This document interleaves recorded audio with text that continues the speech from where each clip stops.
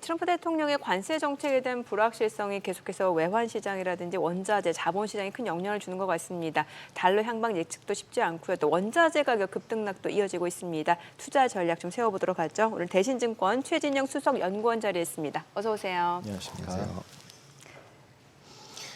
지금 최근에 금값이 제일 핫한 이슈잖아요. 그리고 이제 3,500까지 찍고 조금 이제 내려와 있는 상태인데 금 투자를 하셨던 분들은 이제 여기서 어떻게 해야 되나 고민하실 것 같고 그리고 다른 원자재로 넘어가 봐야 되나 이런 부분들도 있어서 그 부분에 대해서 한번 짚어주시면 제일 좋을 것 같습니다. 예, 뭐 사실 최근에 금 가격이 상승한 건 어떻게 보면 미국채에서 이탈한 안전자산 수요가 금으로 이동했다라 볼 수가 있겠고요. 그러니까 네. 우리가 중요한 점은 사실 미국채 시장이 이달 초 때쯤에 흔들렸었죠. 그러니까 파이낸셜 타임즈에서도 얘기를 했지만은 결국 채권 작용단에 의해서 중국이나 일본이 보복할지도 모른다. 미국채 매도를 통해서 이것에 대한 부분을 작용단들이 선반영을 했고 결과적으로 장기채 ETF인 TLT에서는 자금 유출함이 컸던 반면에 GLD 금현물 ETF로는 자금 유입함이 굉장히 컸거든요. 그러니까 안전자산의 수요가 이탈해서 나타난 현상으로 상승했는데 다만 여기서 저희가 좀 추가적으로 매수하기는 좀 어렵지 않을까라고 좀 접근을 하고 있습니다. 결국 페드가 한 번 더 어떻게 보면 미국채 단에서 한번 확신을 심어줬다라 봐요. 그러니까 당장의 금리는 없더라도 결국 중요한 점은 오퍼레이션 트위스트라던가 내지는 이 같은 부분, 즉 어떻게 보면 정책의 좀 더 다양성을 갖다가 한 번 더 강조해줬고 시장 단에서 한 번 더 미국채를 페드가 신뢰를 갖다 보여줬던 그림들이 나오고 있기 때문에 그 구두 멘트들을 감안을 한다면은 결국 어떻게 보면 금으로 이탈했었던 안전자산 수요가 다시 한 번 더 미국채로 이탈하게 될 수 있기 때문에 금단에서 한 번 더 좀 조정단에서는 맞다라 볼 수 있겠고요. 그러면 지금 말씀해 주신 대로 이제 안전자산 수요가 이제 금에서 지금 채권 쪽으로 좀 이탈한 상황이다라는 말씀을 주신 거면 당분간 이러한 흐름이 좀 더 이어질 거라고 보시는 건가요?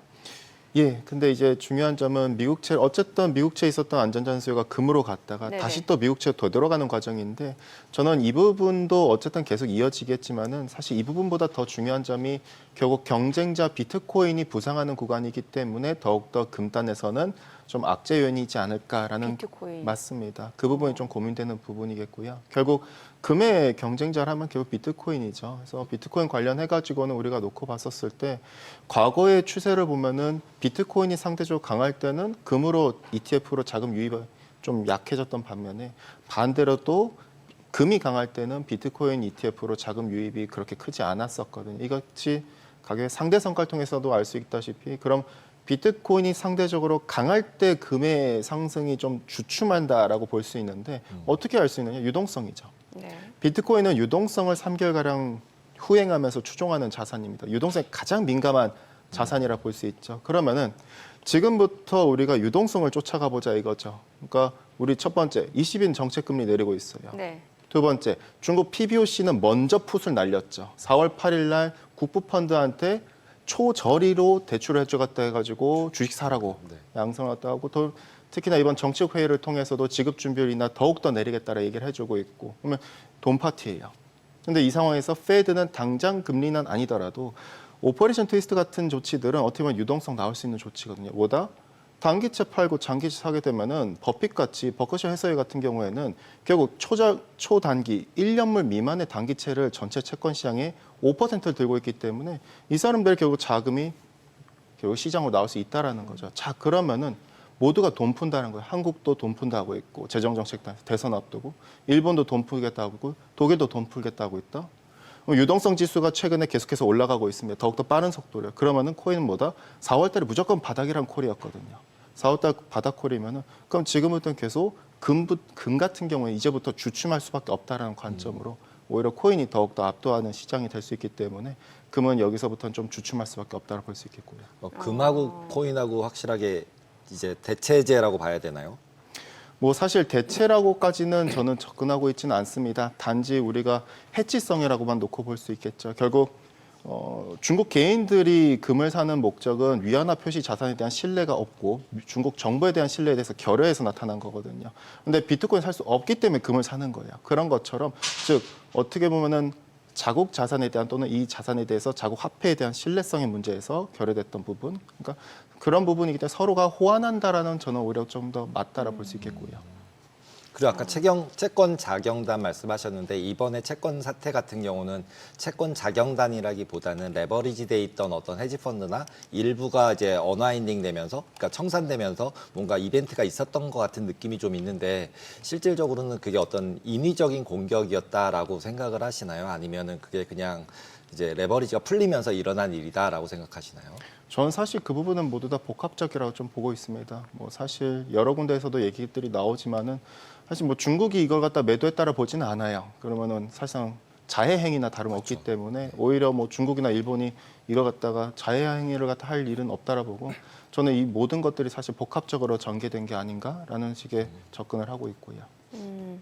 그럼 금값과 관련해서는 지금 뭐 폴란드라든지 튀르키예, 옛날 터키, 그리고 체코, 신흥국 중앙은행 계속해서 금 매입을 늘리고 있다고 하는데 그럼에도 불구하고 금 가격의 조정은 조금 더 이어질 수 있다 이렇게 보시는 겁니까? 그렇죠. 이제 사실 중앙은행들이 금을 갖다 언제 사는지가 중요하거든요. 예. 근데 중앙은행들은 이게 개별 중앙은행들을 볼 게 아니라 전 세계 중앙은행을 보면 되죠.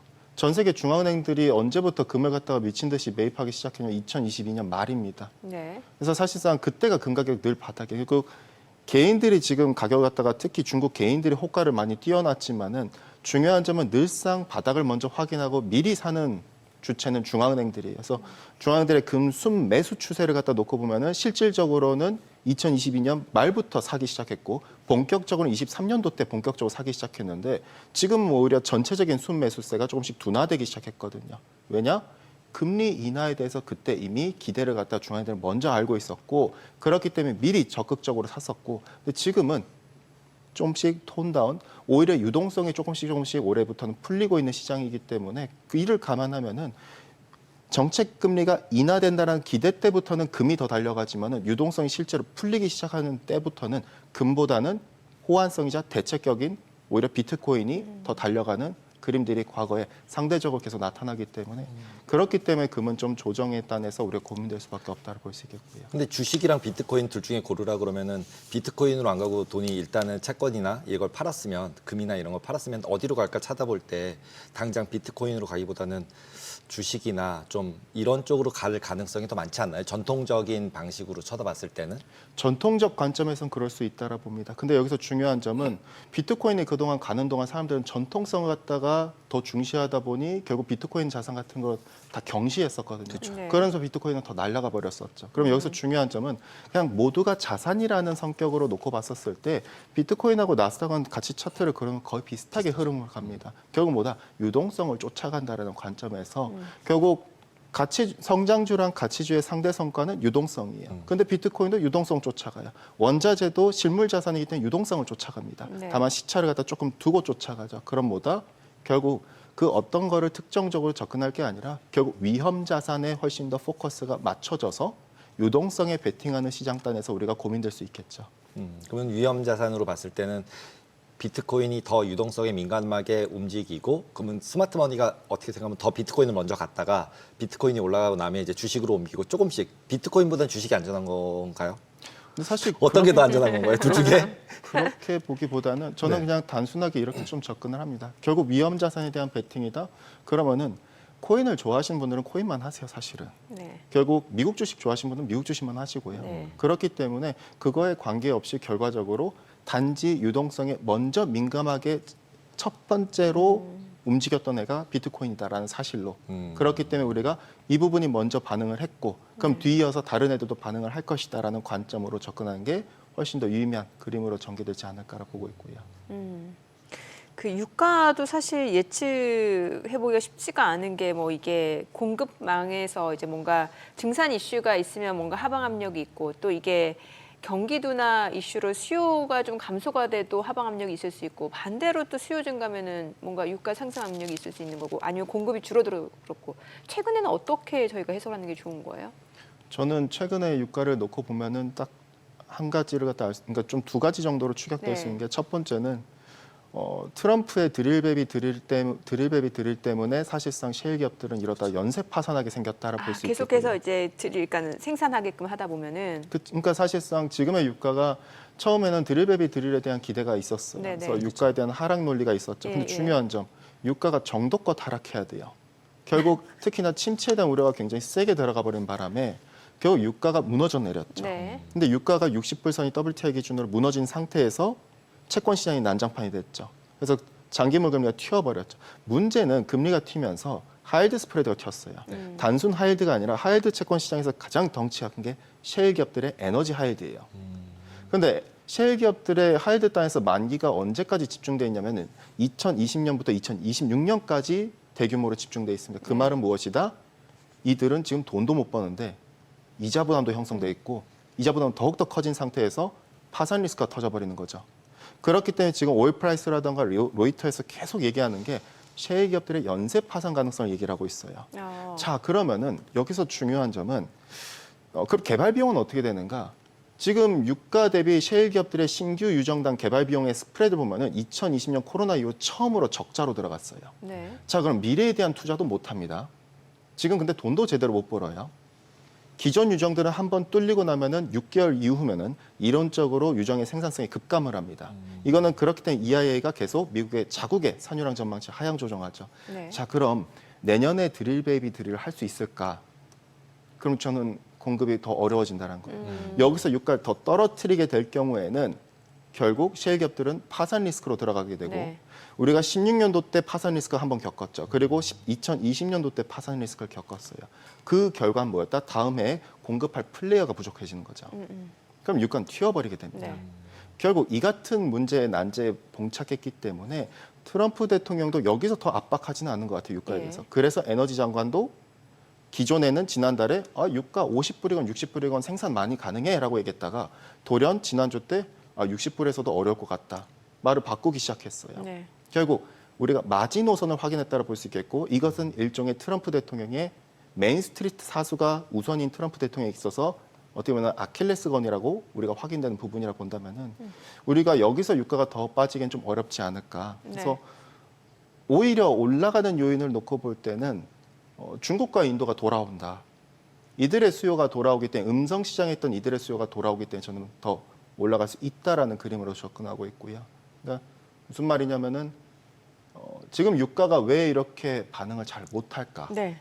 지난 몇 년 중국이 동안. 그냥 중국이 러시아에서 몰래 사는 거 아닌가요? 그러다 보니까 당연히 유가가 못 올라가고 있는 거고 그래서 풀리면 오히려 올라갈 수 있다고 이제 생각을 하는 건데 지금 말씀하신 것처럼 이제 원가가 보통 셰일이 지금 현재 수준에서 기술 수준에서 원가가 어느 정도 된다고 봐야 되는 거예요? 72불이 이렇게 봤던 것 같은데 얼마인가요? 지금 대략?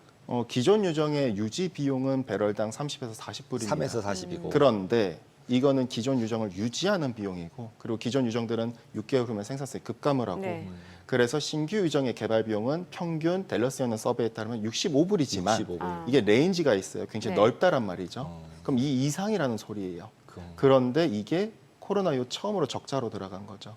그래서 지금 리우 카운트가 퍼미안, 특히 퍼미안 지역이 감소하는 게 가장 큰 이슈거든요. 왜냐하면 미국에서 제일 많은 공급을 갖다 차지하는 지역이고 제일 많이 수출하는 지역이기 때문에 이게 문제가 계속 봉착되는 거죠. 그러면 이제 유가 같은 경우는 65불 이하에서 사면은 거의 손해 안 보겠네요. 저희는 그렇게 보고 있고요. 지금 선상에서. 그래서 오히려 65불을 갖다 언더할 때는 저희는 과매도라고 계속 적극적으로 어필하고 있고요. 오히려 그 밑으로 떨어지게 되면은 조금 더 튀어오를 가능성이 높다 이렇게 보시는 거죠. 셰일이 이제 공급을 못 하니까 수급이 깨진다. 그러니까 65불 이하면은 계속 사도 되고 그러고 나면은 기다리다 보면 셰일 업체들이 다시 이제 캘 수 있게끔 가격이 반등을 해줘야 된다. 근데 이제 그렇게 됐을 때 문제가 뭐냐면 트럼프가 지금 인플레이션을 잡겠다는 핵심이 유가잖아요. 그렇죠. 유가 안정. 예, 유가 안정인데 이게 튀어오르면 트럼프의 모든 계획이 흐트러지는데 올라가는 걸 어떻게든지 막지 않을까요? 근데 우리가 중요한 점은 2017년도 때도 2018년도 때도 유가는 80불까지 갔어요. 트럼프 정부 1기 때. 일기 때. 그 자, 당시 근데 80불. 중요한 점은 트럼프 대통령 입장에서 생각했었을 때 올해 유가가 잡히는 게 나을까? 내년 유가가 잡히는 게 나을까 고민했을 때 저는 내년이 낫다고 봐요. 중간 선거 때문에. 그렇죠. 올해는 크게 관심이 없다라는 사실입니다. 관심. 그러니까 고용도 그렇고 물가도 그렇고 과연 저분한테 올해가 중요할까 내년이 중요할까 보면은 저희가 봤을 때는 내년이 더 중요하다라는 그렇죠. 관점일 테고 그렇기 때문에 좀 더 어떻게 보면은 지금이야 이제 뭐 이란에 대해서 이달 3일부터 이란에 대한 제재가 강화됐고 3월 25일부터는 베네수엘라에 대한 제재가 강화가 됐습니다. 세컨더리 보이콧이. 그러면은 얘들한테 특히나 이 두 나라한테 바이든이 규제를 완화해 줌으로써 이 두 나라 때문에 어떻게 보면 염가의 원료를 중국이랑 인도가 다 받아갔단 말이죠. 그래서 유가가 못 올라갔어요. 재고를 갖다 역행하면서까지. 자, 근데 이걸 다시 제재 강화하면은 얘들의 수요는 다시 국제시장 돌아오겠죠. 그럼 유가는 다시 오를 거예요. 단, 그 말즉슨 카드는 누가 또 들고 있다? 트럼프라는 거예요. 그럼 내년에 가서 트럼프는 유가를 진정시킬 수 있는 카드는 존재한다라는 사실이죠. 그래서 트럼프는 어떻게 보면은 지금에 있어서 유가보다는 어쨌든 내년 제재 완화 카드까지도 결국 내년에 또 쓸 수 있다라 봐요. 내년에 핵합의 됐네? 그럼 우리 제재 풀어줄 수 있어? 이런 식의 멘트를 날 수 있기 때문에 어떻게 됐건 우리가 좀 더 카드 측면에서 접근할 수 있겠고요. 네, 구리 가격도 여쭤볼게요. 사실 이제 구리 같은 경우는 뭔가 경기 상황을 알 수 있는 이제 뭐 그런 닉네임도 갖고 있다 보니까 구리 가격은 어떻게 전망해 볼 수 있을까요? 저는 구리 여전히 역사적 고점이었던 이전 고점이었던 톤당 11,500불까지 다시 한번 트라이할 거라고 보고 있습니다. 근데 구리는 침체가 실제로 여기서 더 세게 발생한다 하더라도 하단이 굉장히 견고하다라 봅니다. 아, 그래요. 그 이유는 일단 첫 번째 광산의 노후화가 너무 심해요. 노후화 때문에 글로벌 최대 생산자인 칠레랑 페루에서 아무리 채굴량을 늘렸다 하더라도 구리의 함량이 계속 미달합니다. 그러니 재련기업들이 자꾸 구리가 없다라고 얘기하는 거예요. 그리고 두 번째, 광산들은 2012년부터 지금까지 개발 투자에 나선 적이 거의 없어요. 그 말은 뭐다? 실제로 광산을 갖다가 탐사 개발하고 채굴하기까지 10년에서 15년이 걸립니다. 그러면 12년부터 즉 지난 3년 전부터 투자에 이제서야 나서기 시작했는데 10년 후에나 공급이 돼요. 그러면은 세 번째로 재활용구리 쓰면 되지 않을까? 아니에요. 재활용구리의 결국 원료는 스크랩이고 스크랩의 원료는 우리가 지금 쓰고 있는 내구재라던가 또는 자동차라던가 또는 인프라가 내구 연소가 도래해야 돼요. 언제 많이 썼느냐? 아시아 내마령의 비약적인 성장기와 브릭스 국가들의 고도 성장기 때죠. 그럼 내구 연수가 인프라 전력만 기준으로 하면 36년이에요. 이를 감안하면 아무리 빨라도 2030년까지는 재활용구리 공급이 제한돼요. 이것도 재활용구리 공급도 전체 공급 15%밖에 되지 않기 때문에 결국 공급이 없는 거죠. 근데 데이터 센터 하겠다, 전기차 하겠다, 신재생 하겠다. 말은 그럴싸한데 공급이 없다라는 거예요. 아, 그러면은 가격은 계속 오를 수밖에 없는데 단 그러네요. 가격의 상단은 제한적이다. 왜 전고점까지밖에 못 오르느냐? 대체재가 존재하니까요. 즉 전체 구리 수요의 고순도 구리가 불필요한 산업군은 65%나 됩니다. 네. 대표적으로 뭐 가전 전자기기, 내연기관차. 그래서 에너지 소비 효율 등급 딱지를 보면은 5등급, 4등급 딱지가 있는 게 이게 안 좋다는 뜻이 아니라 알루미늄을 더 많이 쓴 거예요. 그럼 대체재인 알루미늄을 그때부터는 저희 실무기업 고객분들은 이탈할 수 있다라는 거죠. 일반적으로 톤당 9,000달러에게 구리가 도달했을 때부터 이탈의 속도가 빨라집니다. 그럼 뭐다? 그래서 구리는 상당히 제한적이 있어요. 단 그렇기 때문에 구리를 사기보다는 차라리 칠레 ETF를 사자라는 식으로 접근이 맞다고 볼 수 있겠고요. 그럼 구리 ETF 투자 같은 경우는 지금은 되게 좋은 거라고 봐야 되겠네요. 왜냐하면 이제 중국 같은 경우가 기본적으로 부양을 하고 있잖아요. 그러면 구리 수요의 대부분 많은 퍼센티지가 이제 중국인데 중국이 침체로만 가지 않는다면 그리고 지금 이제 아까 말씀하신 건 돈을 계속 넣고 있으니까 결국 이제 인프라 깔고 이런 데 계속 돈이 들어가면 구리 값은 되게 바닥은 안정적이고 지금 말씀하신 것처럼 공급도 부족하면 결국은 구리 값은 상승할 확률이 훨씬 더 높겠네요. 지금 현재로 봐서는. 맞습니다. 그렇기 때문에 톤당 11,500불까지라고 11,500불. 맞습니다. 근데 다만 저는 앞서 말씀드렸다시피 그 이상의 상황이 상당히 어렵다는 점. 왜냐? 대체재가 있어서. 그렇죠. 결국 전체 수의 65%는 충분히 알루미늄을 대체를 할 수가 있어요. 알루미늄 2.5톤을 구리 1톤과 대체 비율입니다. 그렇기 때문에 지금의 그럼 알루미늄 2.5톤의 가격은 구리보다 훨씬 더 저렴합니다. 그래서 기업들은 그렇기 때문에 이익을 갖다 계속 보고 있는 거고요. 그러면 이렇게 보면은 구리를 그러면 상당히 제한적이기 때문에 더 사기보다는 저는 차라리 칠레 ETF 사는 게 낫다. 칠레 ETF. 맞습니다. 오, 괜찮은데요. 결국 칠레 ETF가 단순히 구리를 생산하는 국가라서가 아니라 구리가 부족하잖아요. 근데 광산 개발은 해야 돼요. 그럼 뭐가 필요할까요? 돈이 필요해요. 네. 그러면 은행이 필요한 거죠. 그래서 칠레 ETF의 구성의 31%가 은행주입니다. 그러면은 가장 비중이 커요. 결국 은행은 앉아서 돈 버는 거예요. 결국 투자에 대해서 대출 수요는 늘어나기 때문에 칠레 ETF의 가장 비중이 큰 은행, 그러면 얘네들이 계속 돈을 빌려준다. 광산 개발은 계속 꾸준히 10년 동안 이어질 수 있다. 그러면은 결국 칠레 ETF 단에서는 반대로 상대적으로 더욱더 업사이드가 높다라 볼 수 있죠. 칠레는 뭐 특별한 리스크는 없나요? 이렇게 정정 불안이나 뭐 이런 환율이나 뭐 이런 리스크는? 그러니까 일반적으로 근데 어쨌든 칠레 ETF가 우리가 상장되는 부분이 미국이기 때문에 미국을 일단 우리가 좀 더 주목하고 더 중요한 점은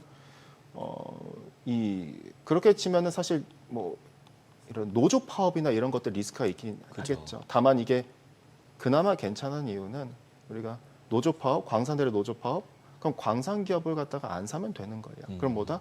칠레 은행주에 구성되어 있는 게 훨씬 더 중요하기 때문에 거기에 포커스를 두고 있다고 볼 수 있겠고요. 그 원자재하고 곡물도 좀 여쭤보고 싶은데 원자재 같은 경우는 이제 중국 경기하고도 밀접한 연관이 있을 것 같은데 일단 뭐 1분기는 괜찮았습니다만 2분기는 약간 우려가 있다 보니까 이제 중국 정부도 뭔가 재정 정책이라든지 이런 부분에서 내수를 부양하기 위해서 힘쓰고 있는데 그럼 원자재는 어떤 영향을 받을까요? 분명 긍정적인 요인이 있을 수 있겠습니다. 그러니까 우리가 주목하는 부분은 중국의 경기 지표 저는 썩 그렇게 뭐 중요하지 않다라 말씀드려요. 왜냐하면 우리가 경기 지표 보면서 주식 투자하는 사람 아무도 없거든요. 네. 결국 우리가 상상을 해보는 거죠. 그 방향성 측면에서.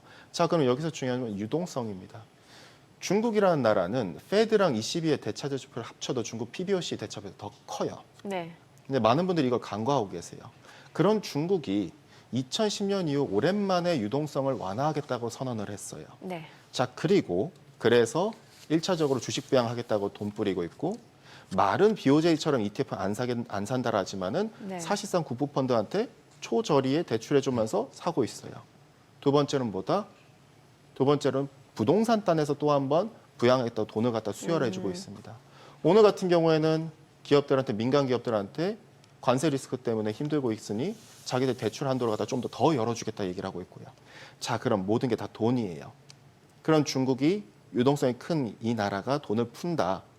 그러면은 우리가 실물 자산 측면에서 원자재는 낙관적일 수 있다라는 거죠. 그래서 중국 단에서의 이 같은 뭐 유가 단에서는 당연히 중국이 트럼프에 의해서 결국 염가의 원유, 국제가격 대비 18불 싼 베네수엘라산도 못 쓰게 되고 국제가격 대비 6불이 싼 이란산도 못 쓰게 된다. 결국 이 수요가 돌아오는 거예요.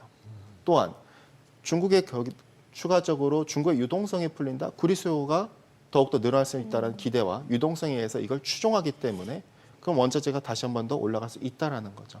그렇기 때문에 우리가 침체를 갖다가 지금 더 논하기보다는 넥스트 스텝을 보자 이거죠. 네. 그러니까 침체에서 그럼 물동량 줄어들고 가격 낮아진다가 아니라 그러면은 안 좋기 때문에 당국은 더 대응에 나설 것이고 그 대응에 따라 결국 가격은 추종할 것이다라는 관점에서 보면은 우리가 중국의 이 같은 부분에 있어서 더 중요한 부분이 유동성 초점이 있지 않겠는가를 볼 수 있겠고요. 네, 오늘 내용 잘 들었습니다. 고맙습니다. 감사합니다. 감사합니다.